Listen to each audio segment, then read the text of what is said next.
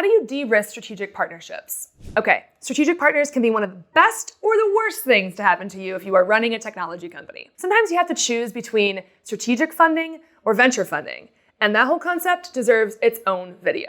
You might also be choosing whether to build something on your own or partner with a strategic. Or it could just be a simple channel partnership. Either way, there are countless pros and cons that are unique to each situation. Strategic partnerships all fall on a spectrum of risk, which is perhaps the best way to orient your thinking around this. On one end of the spectrum, there are companies that you flat out should not partner with, no matter how tempting it is. Direct competitors can fall into this category, but it's not always the case. Also, look out for companies that have a reputation for building instead of buying. And believe me when I tell you that even if you know it'll cost them millions of dollars or take a decade to do it on their own without you, they're still gonna spend the money or waste the money and try. Some companies also have a history of screwing over startups, and they'll court you just long enough to get the information that they want. Lastly, there's companies that don't have a track record of any successful partnerships, which means that they could end up being a huge time suck for you and never really dive in.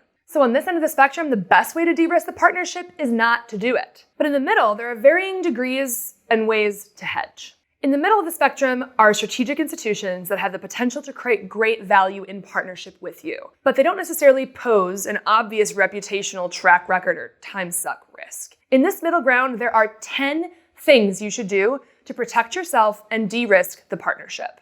Number 1, choose a company that clearly confirms they are interested and have aligned strategic priorities.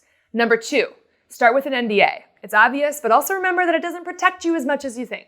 Number 3, make sure that you are working with real decision makers. Number 4, don't underestimate how much buy-in you are gonna need across the whole organization. Number 5, be extremely clear and get commitment about what you are doing together, why, and what the timeline is. Number 6, push the timeline.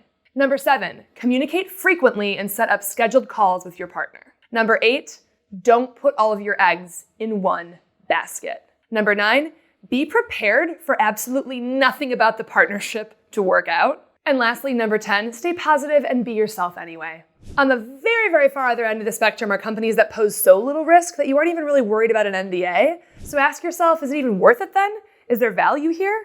If you have other ideas for how to de-risk partnerships, please drop them in the comments so we can chat, and good luck.